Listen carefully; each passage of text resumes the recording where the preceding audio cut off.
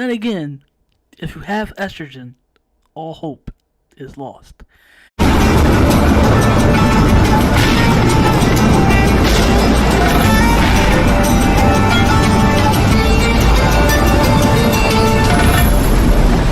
So getting straight into it, I want to really fast talk about, before we get into the show, it's a little AEW is literally about to come on right now.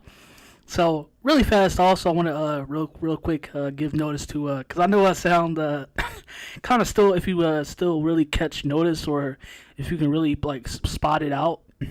Damn it, I just ate, so my apologies if my voice sounds a little acid reflex or gaggly right now. My apologies about that. But yeah, like, of course I'm still gonna be kind of nervous and just like scared of just being on cam. I've always been that way, especially like talking, being around, and just kind of like just overall conversating with humans. And you can pretty much guess that I'm pretty much introverted. Pretty much I prefer to myself also.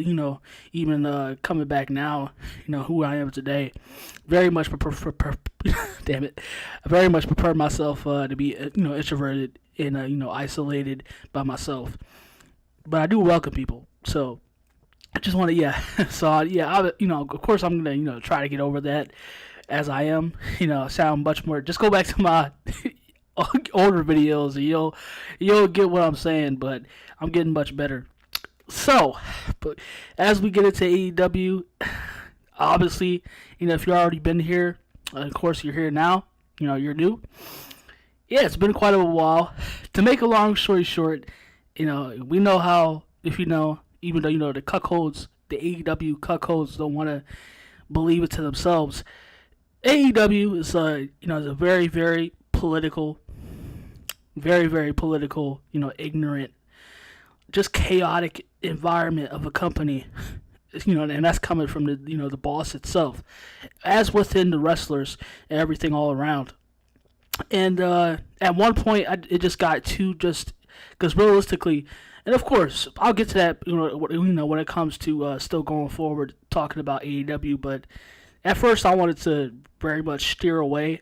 I stopped doing strictly. I just stopped talking about AEW altogether because they were it just got too very political, and Tony was just, like I said, people see, of course, obviously it is also because marketing plays into it a bit as well, but it's just like, at a point in time, Tony it just all got very too.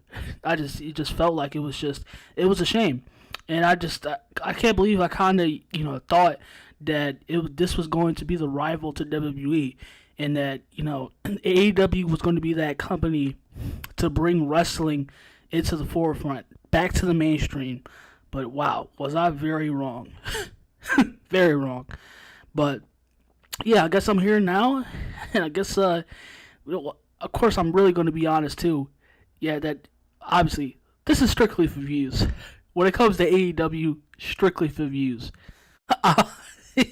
I'm doing this shiznit only because I want to be pretty much. I mean, all wrestling because I'm do because that's not like the primary goal. Even though, of course, trolls, no lifeless trolls will try to like disregard that, but obviously, who cares about them? But like when it comes to AEW, strictly AEW, oh yeah, I'm gonna shout it from the rooftops. Because like I said, my primary goal is still because I want to be, I want voices like mine also, and to just join the community that we want what we want, and we want to see in our wrestling.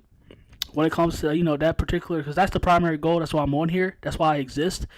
But yeah, when it comes to strictly AEW, oh you damn guarantee that this is only, I do this because only when it comes to them, that this is because I have a wrestling, a wrestling surrounded channel, because I do this reviews. That's that's it, and that's all I'm gonna say about that when it comes down to that. Oh yeah, because AEW is trash. That the company is very volatile and just chaotic. The boss is very much of a geeky nerd. And he wants all the publicity for himself. But yeah, I probably kind of dragged on for a little bit, but it's just couldn't help it, of course. And yeah, it's just the how it goes to how when it comes down to AEW. Yeah, it's very it's very all of it is just very very very very tragic. When it comes to just everything all around, and when it comes to Tony Khan himself, the cokehead con man himself, all of it is very chaotic. So yeah, pretty much done with that. And we're gonna get right into Dynamite tonight. And this is like pretty much I know I still want to also because we're also still going to be getting into being creative and having fun. But yeah, this is what you're seeing now. That's all for now because I want to see let's see what they can do. I want to see if I'm very. I know they're going to be still trash. It's AEW. I know he's still gonna blow the whistle extremely low, set the bar to beneath the ground. But I still want to, see, especially leading up to Revolution, because I'm also going to be talking about that. But yeah, let's see what he can do. And yeah, Dynamite is about to come on, so let's see what's about to go into that.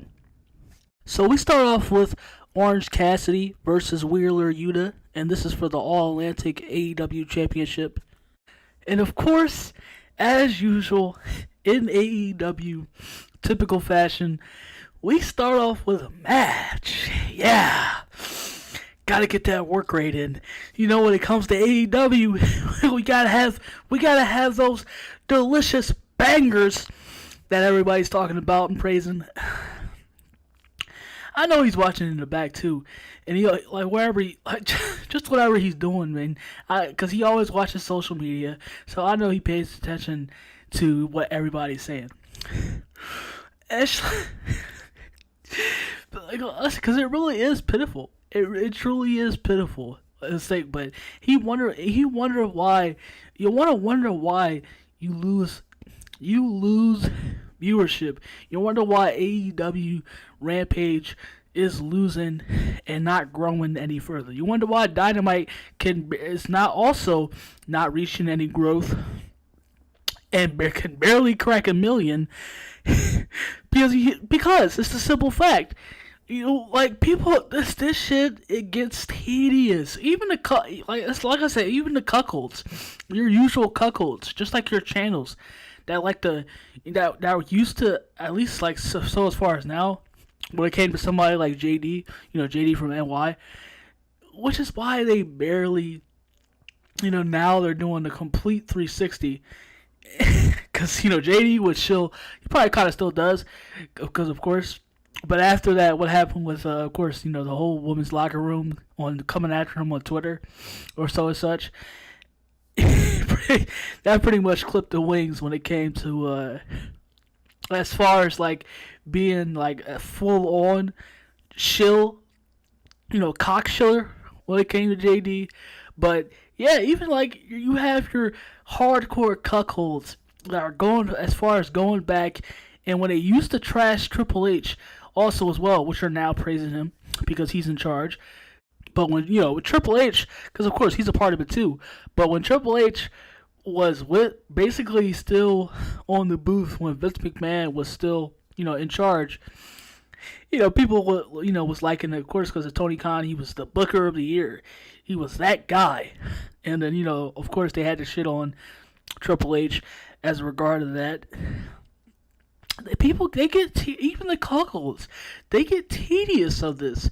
It gets dragged out. People don't want to see this all the time. And then when it comes to just the usual, casual, and me and being myself included, when it comes to just the mainstream, and this is why they're in the whole that the continued. Like I said, it's very impressive the audience that they've amassed. I'll always acknowledge that. It's very impressive for them being 3 years on television. That in this time, in that very little time that they've been able to amass that. And which is why I'm talking. I just want to make it notice, which is why I'm talking in this way. Whenever he starts off, or he just has a meaningless match out of nowhere, This is the tone that I'm gonna go into, because that's a waste. And I don't grade. Of course not. In WWE, because WWE started doing that. The nonsensical shit. With Triple H, obviously. Him copying him being a wannabe AEW Tony Khan, the WWE version of Tony Khan, because it practically damn near looks identical to AEW right now, and that's why I'm sick and tired. I'm sick and tired of Also, now everybody wants to be that big budgeted, or they wants to be that midget indie, flippity flop around all the time. People want to replicate that, and they want to copy that, and that's the big thing now. The indie, you have to, of course, you have to just go out there and show your just have to ridiculously do moves to gnaw at the crowd, and it get just meaningless pops, and just want to go just try to ridiculously have a match that they're really not gonna care to begin with. I'm so sick of that. I'm sick of these work rate indie midget, just all around, just having just long duration drawn out matches, just for the sakes of it. And it really is ridiculous. I can't stand it anymore. Which is what the case of this.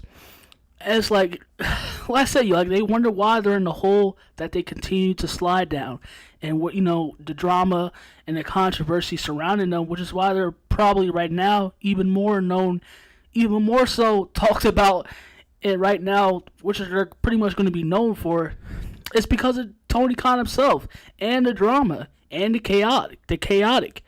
It's ridiculous. It's ridiculous. And it's like this is 24/7 with these matches, and you wonder why. People, they come at him and his content the way they do. It's because he makes himself not only look like a complete and utter foolish, nonsensical child, but he just look at the show. It's just extremely tediously mind-numbing. It's boring, and it's nothing about it is engaging or interesting, entertaining. It's just literally the same shit that people have been getting as far as the wrestling community, the same shit that been getting for years. And this is why I stopped. This is why I didn't really pay attention, because this is where we're getting. It's just wrestling 24/7. But before I go on and start mindlessly just getting pissed off and continue to just ramble amok, let's go on into what's going on next. So we get Ricky Starks next, and he's basically talking about what's been happening to him over the past weeks or months. Chris Jericho is a part of that culprit, as he introduces himself to Ricky, and they go at it in a promo. Oh, my boy, Chris Jericho. What did cokehead pussy boy do to you? Oh, man, that's a whole another story, too, individually, when it comes to Chris Jericho. Because, man, lately what's been going on, I think I spoke on him, too. But lately what's been going on with Chris Jericho, man, especially how much of a glorified mark he's been. How much he's been able to wanting to get on his knees for Tony Khan. Oh my gosh, the less said about this as of now, we should keep it at that for now. But yeah, Chris Jericho and Ricky Starks, I guess they get into it with a promo, and this is basically about. Like I said, I'm just getting back into it, and I guess whether they've been involved in a feud or not, and I guess they want, because I didn't know that, but I think I saw Ricky Starks, and I thought the last time I saw him, he was beefing basically with Hobbs, Powerhouse Hobbs. So I guess he's basically involved in a feud now with Chris Jericho and whoever. So he basically wants to goad him, and he basically gets his his wish. He gets Chris Jericho in a match at AEW Revolution. man, like I said, it just goes on. What's going on right now as I'm talking through another match. I think it's the acclaimed versus like some jobbers, and like yeah, of course we gotta get into another match instead of developing a story. Getting characters on screen, give something that people can actually give a damn about. Oh yeah, that's not needed. But yeah, it's just like makes no sense whatsoever. And that's what that's what practically what the promo is about. Them like can we, and this could like go into so much more other than this just being about making a match at AEW Revolution. Not that I'm just trying to give suggestions or because of course Tony. We know Tony don't care about that. We know he doesn't really know about how to tell a story.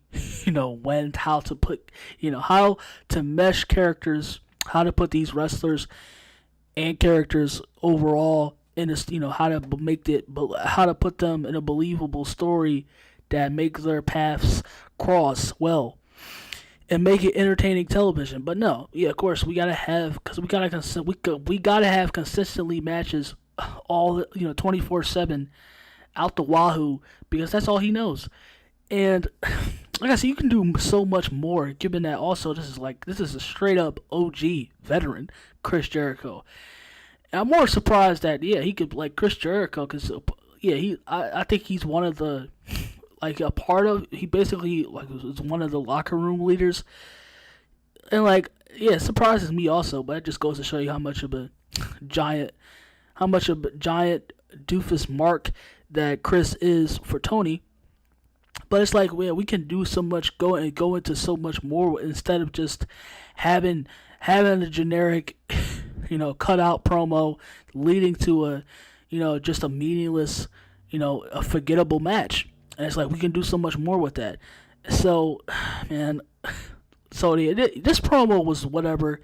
And I guess they want to have to get set up for AEW Revolution, Ricky Starks and Chris Jericho, and it's like, because like I said, I kind of was like before I was liking Ricky Starks. I don't know about now, but we'll see.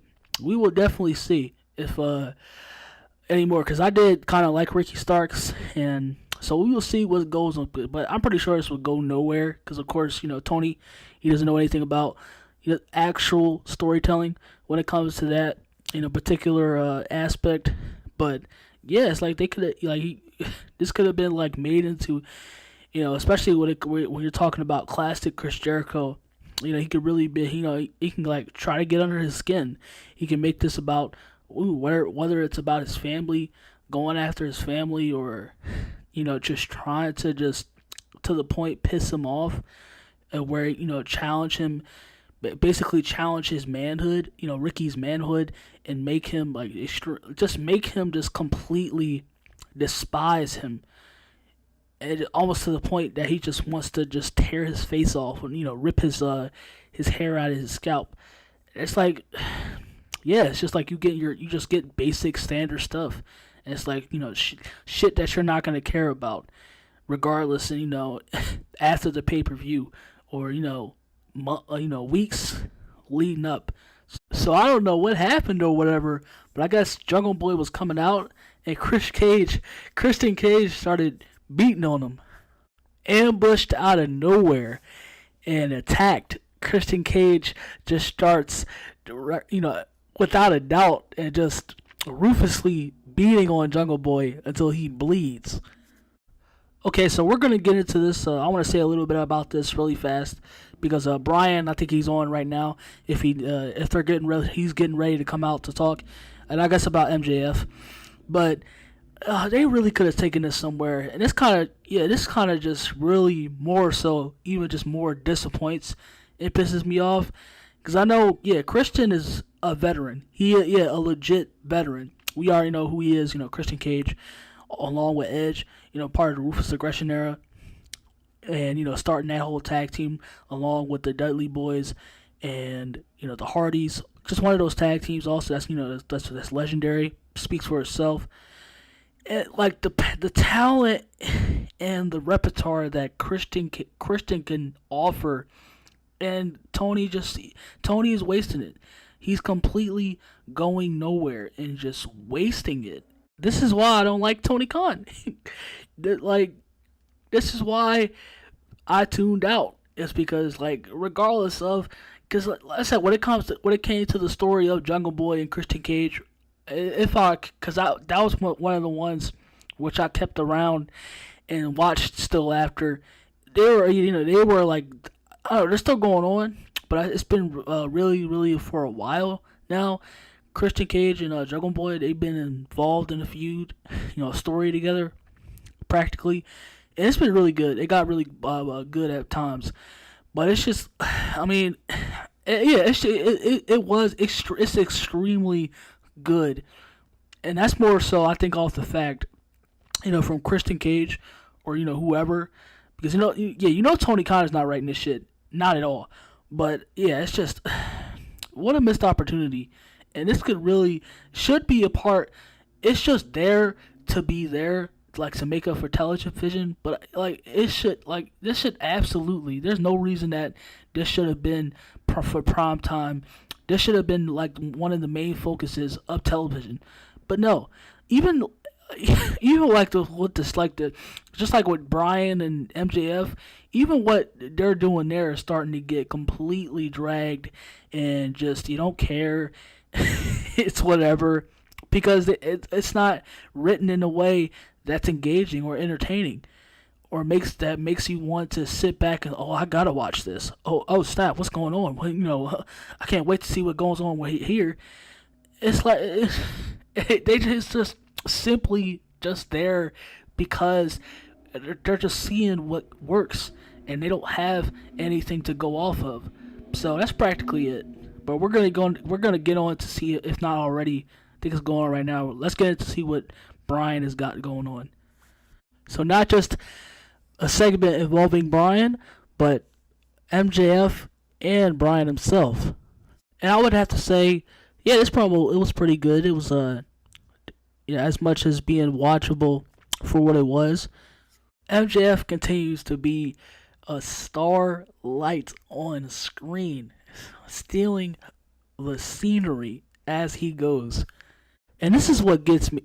I can't wait to also further speak furthermore on MJF, because I don't believe I really got a chance or all that well to really talk about him, being that he is in AEW. Yeah, but I would very much really like to steal the chance, because I know it's like Triple H, like I said, it's basically the WWE. He's basically, before AEW was created, he is the AEW. He was officially, that's what NXT was, at least back when it was like, I want to say 2018 to 2021, of course, was what that was. And I can't wait to see what MJF, if when or if WWE gets the chance to pick him up, because yeah, he's doing nothing here. MJF is a once in a lifetime talent. That's how good he is. We all know. I mean, if you're not a wrestling admirer and just straight up geek yourself, and that all of us, we know that MJF, how good and how much potential that he showed already, that MJF could possibly well be one of the greatest superstars and wrestlers of his generation, like going on right now. Like, other than Roman Reigns, MJF is the best thing that's going on in wrestling right now. You can't tell me different, or you shouldn't be able to tell anybody else for that matter. MJF is one of the best acts that's going on in wrestling right now. There's no doubt about that. But obviously, like, what is he doing in AEW? Like, what can, like I say, it's just, and even from that standpoint, like his usual promo work, and now he's just able to make you, obviously completely make you hate him, and just like, man, he's able to be a despicable, disgusting, just overall, just somebody that you hate, that you can't stand being on screen. And I love that. But it's like, what is Tony in the long run too. And has he, all the remainder that he's been here in AEW, he's not like Tony isn't doing anything with him really. And it's like what usual MJF, like even that to a certain degree, and he's like goes all out in his promos. That's gonna get tedious, and like their fans are gonna get boring. Like people are gonna get bored, and they're gonna already like we've seen this already before. What the usual MJF, he just like screams. He has that type of what he does with his promos, which is pretty much is practically why he's one of the best, and why which is why everybody has eyes, and pretty much what he's able to do in his promos and how he's able to garner the heat that he's able to garner. And it's like the story with Daniel Bryan.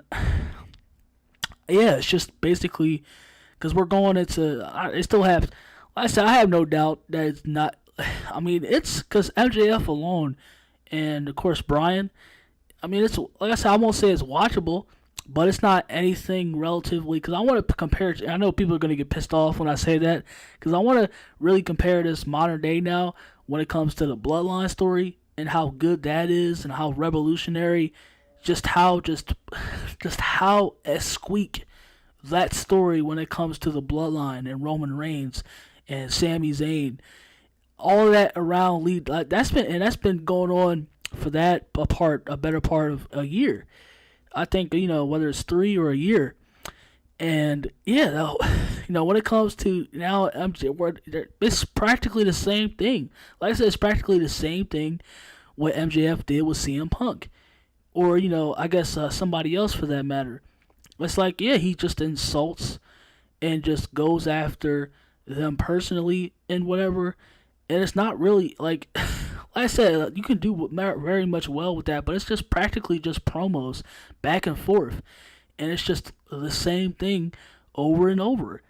And it's like that shit gets. That's like, what is that like? Okay, like you just there's more that goes into like something like, say for instance with Shawn Michaels and Undertaker, they did a lot to build that up.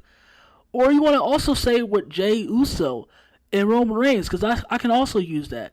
They put they put a lot of juice into that story. Like with Jey, and then he was basically trying to stand up to Roman, and Roman was trying to turn him in what he is now, trying to turn him into a lapdog, and Jey was fighting up for himself, and he's like basically just on a breaking point, and he was questioning himself. That's what Roman Reigns basically had Jey doing. And it's like, when you come back to AEW, it's just literally just the same. Oh my, just the exact.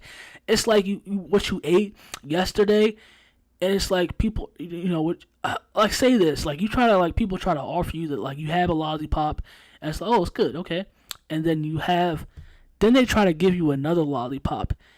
And they're trying to offer you the same lollipop over and over and over. It's okay. I tasted it already. It's good. It's okay.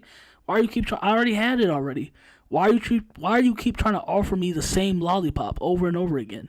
And that's the same thing with MJF and these, the feuds that they put him in.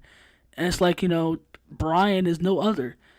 And it's like they can really garner real heat if they really wanted to, but it's like it's just basic, standard, generic stuff. And if it's like, I think I said it before, was when MJF was beefing with CM Punk, and it's like if you really wanted to put heat on MJF, what he just mentioned, like with Bryan's kids, make him make people really hate him, like have a segment with like what happened with what they used to do with Rey Mysterio's family. Like have MJF go after Bryan's family, have him personally insult or just pretty much go up to his family. Or they can really delve deep into that, other than just having a promo every single week when just the same regurgitated type of scripts, and it's just like that gets tiresome. Like that's nothing. Like that, it goes that it puts a lot into a story between characters. So, and it's like a promo that's just not gonna do it. That's not gonna cut it. At least for me, that's not gonna. You gotta give me more. Basically, to sum it up, oh yeah, during I was about to say, during the match, at least somebody has to bleed, and Moxley, of course, had to bleed himself. Oh my gosh, like this motherfucker he's obsessed with bleeding and bleeding all over. Like he's obsessed. Like what's the deal? That's why Renee said what she said about like like my dude, you gotta stop bleeding. Like you have to stop. Like is his obsession? His obsession with bleeding all over the place, and I'm so like I don't want to say it, but I think whether you got some kind of sick ass fetish, my boy, but yeah, you need to reel back on the bleeding, okay? Yeah, that shit is whew. But yeah, it's like practically before as the match was being set. I guess part of the Dark Order, Evil Uno wanted Adam Page to not come out, I guess, and he wanted to face Moxley himself for whatever reason that was. And it is what it is. I guess they're also involved in the feud. I talking about it because I haven't been up to date, of course. But yeah, like I said, it's just like your basic ruling book, like your standard, very boring, run of the mill, 101 booking, man. It's just doesn't excite you. It's not anything interesting. Like I said, it's just whatever this is. Because I guess Moxley and Adam, I don't know. I'm guessing they got a match. Moxley and Adam Page going into Revolution, or whether it's all of them. I don't know. I gotta look at the card, but can we look at it? I can look at it right now. Let's see. I don't know if they. Yeah, because he was beating him. He was beating him like he robbed him. So I guess they do. Let's look at this real quick. I just want to see if they have a match. Maybe, they got a match. And of course, it's a Texas death match. Moxley's gonna bleed in there. But yeah, overall show. Don't even know I was here to begin with, but the reason I'm here when it comes to AEW, strictly for the views, and it's always, straight up, capital big, F you to Tony, the cokehead himself. And yeah, it's just it's why I left in the first place. None of it's interesting or entertaining. It's just utter garbage. And I don't know, just don't know. I don't know how. I get because you very differentiate whether you care about the wrestling or the story and characters is where it's really at. I don't know how you can just keep suffering this shit, taking really just taking it in the exact same schedule book over and over again, nothing new, nothing different, at least no new flavor. That's it. It's the exact same thing what you had last week. It's just with new wrestlers and new revelation of story. It's oh my gosh, I don't know how anybody can watch this. But I mean, let's look at overall nowadays. People just look at Terrifier and Megan. People just hype up shit. People just like garbage now, I guess. So I'll see y'all. I'll see y'all whenever I see y'all. Hope y'all enjoyed your night. Me today. Stay blessed.